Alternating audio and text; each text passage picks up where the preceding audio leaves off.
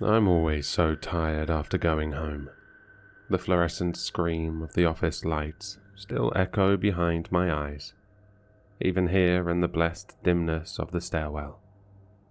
I climb 3 flights, each step feeling like I'm dragging an anvil chained to my ankle. My key finds the lock on apartment 3B, my lock. The deadbolt thunks open.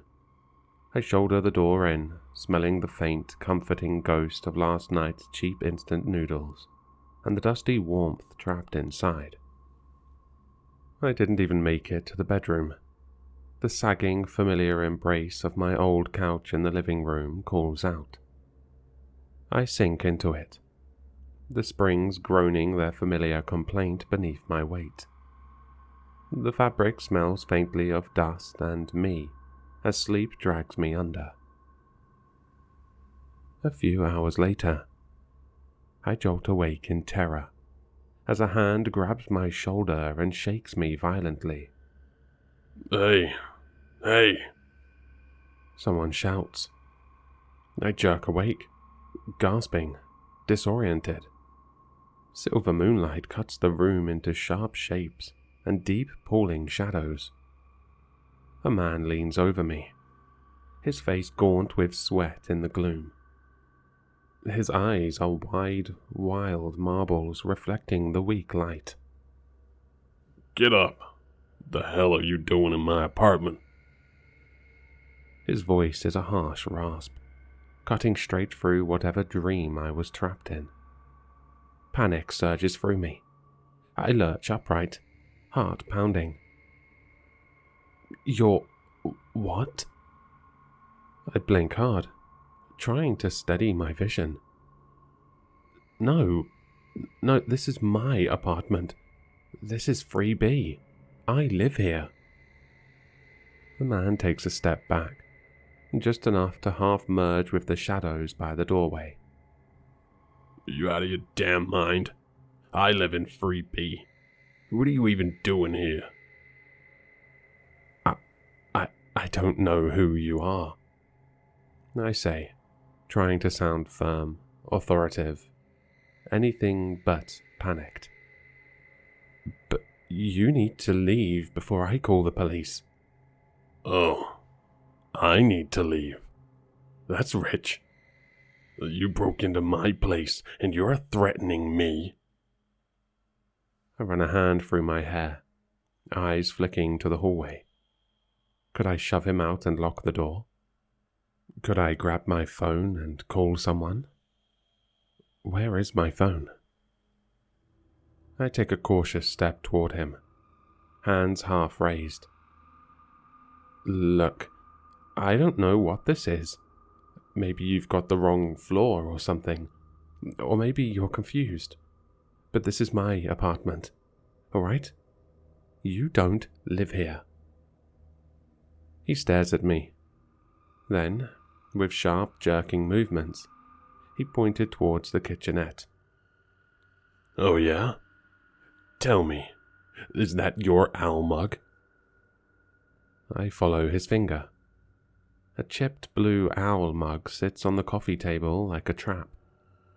I blink. That... I don't know. That's not mine. Damn right it's not. He snaps. That's my mug. And where's my sailboat painting? I had it right here. He jabs a finger toward the wall above the TV. Are you a thief? I turn. My faded Swiss Alps poster is gone. In its place, a garish print of a sailboat on water, so blue it looks fake. Wait. I had a poster there. Mountains. Swiss Alps. I swear it was there. The man just stares at me, chest rising and falling fast. I hold up my hands like I'm warding off a wild animal. Okay. Maybe I screwed up. My voice wavers, half swallowed by the silence. Maybe I'm wrong. I must have come in the wrong door. I didn't mean to. Shit. I'm so sorry. I take a step back, knees weak. I'll go, alright? I'll just get my stuff and go. But something stops me. I glance back at the coffee table, at that blue owl mug. It's not just unfamiliar. It's wrong. The eyes aren't painted right. They're uneven.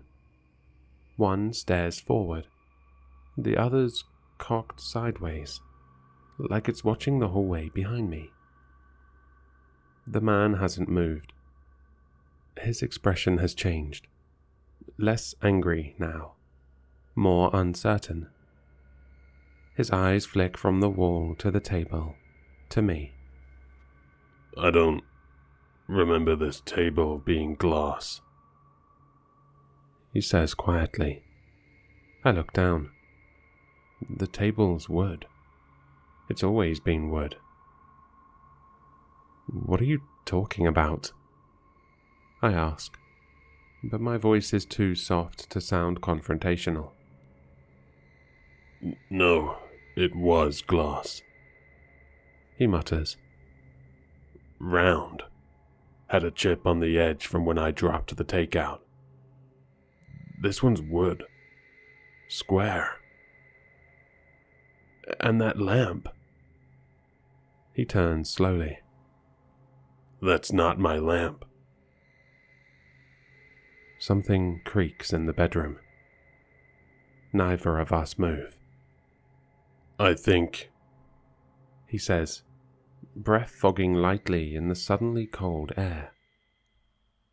I think this is your apartment. Or mine. The frantic anger is gone, replaced by a mirror of my own icy fear. Keys.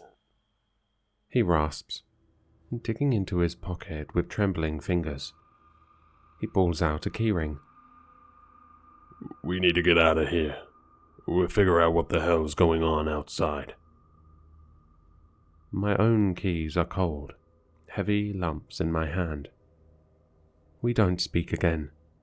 The silence is a suffocating presence, thick with the smell of decay and the unnerving feeling of being watched by the very shadows that cling to the walls. The hallway to the door seems longer than it should be. I take a step, and the carpet squelches faintly beneath my foot. I glance down. The floor looks the same. Beige, ugly, a little stained. But now I don't trust it. Behind us, the bedroom door creaks again. Only this time, it doesn't stop. It opened slowly, with the hush of breath sliding between teeth. He doesn't turn. Neither do I. Don't look back. He whispers. His voice shakes. Just walk. We move, inching forward. Every object in the living room seems shifted. The couch leans ever so slightly toward the wall. Cushions caved in like something heavy just rose from them. The bookshelf is missing a shelf. My hand tightens around the keyring. The keys rattle too loudly, like they're trying to call attention to us, like they want something else to hear. We're almost there, I murmur, not sure who I was trying to reassure, him or myself. The front door is 10 feet away. 8. A soft knock echoes from inside the bedroom. The man beside me flinches. I don't dare look. The temperature drops. My breath fogs the air, hangs there, then drifts backward, against the laws of physics. I choke on it. This place, This thing. It's copying us. Badly. The front door looms closer now, but the handle seems off. Longer than I remember. He reaches the door first, his hand trembling violently as he tries to jam his key into the deadbolt. It scrapes uselessly against the plate. It won't fit.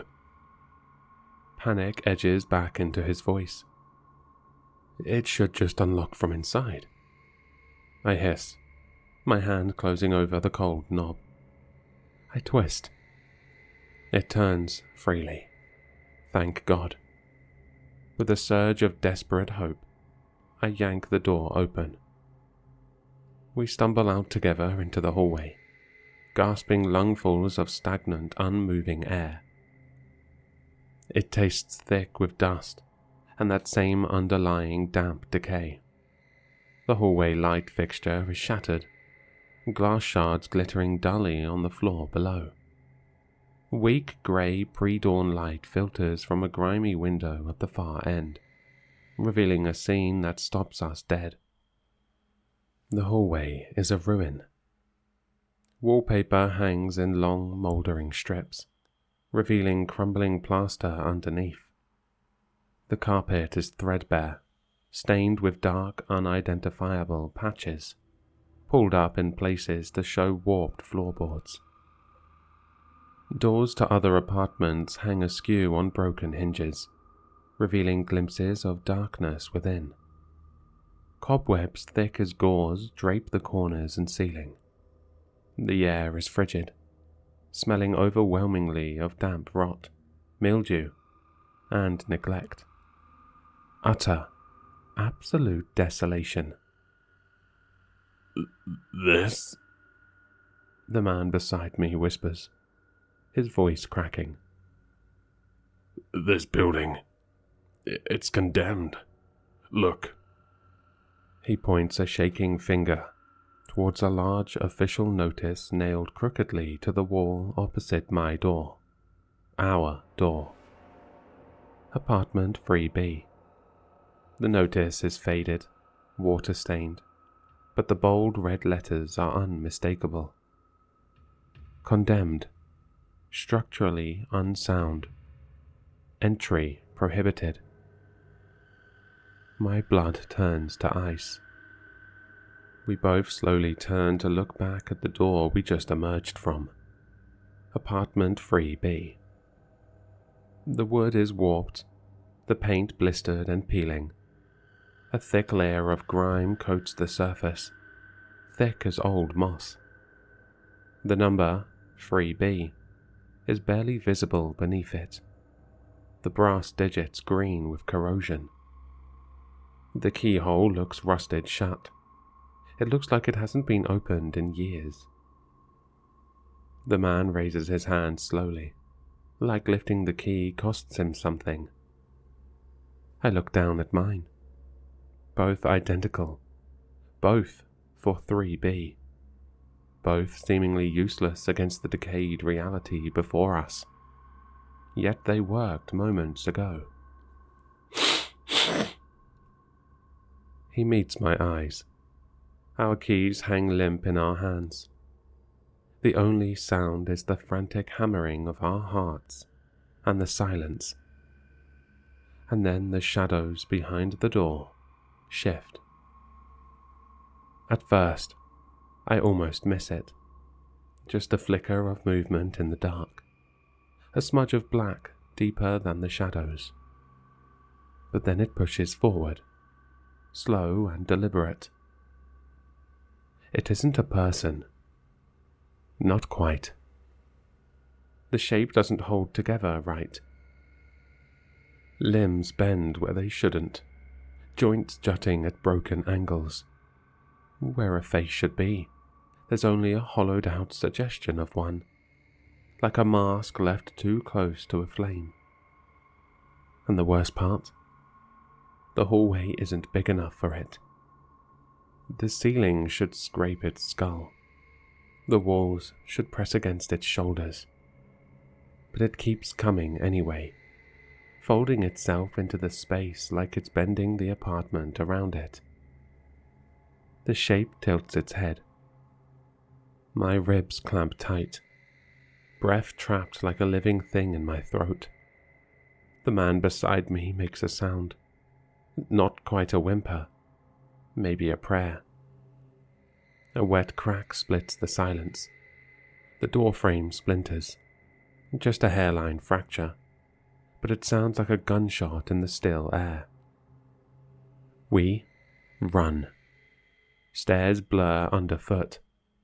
We don't stop until concrete turns to asphalt, until the sky bleeds dawn. Our eyes meet, a silent scream passing between us.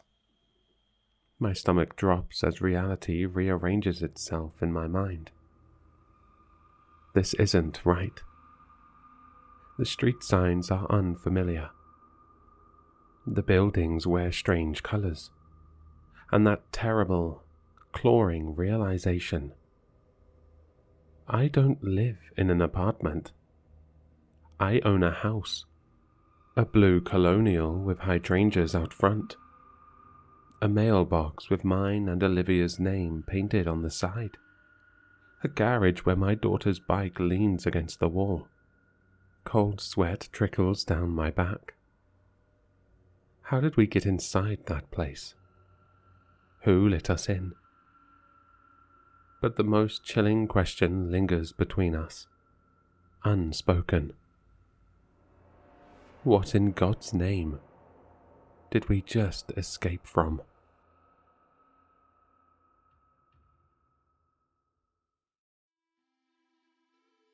I hope you enjoyed the story. For more content, please like, subscribe, and leave a comment. Your support keeps the shadows dark. If you want more Sinister, links to my social media and Spotify can be found in the description, unless you're already there. Don't forget to sign up to the Patreon, where you can see all the content a day earlier, and an exclusive video every month once we hit 20 patrons. Until next time, keep your lights low, eyes open, and your doors locked.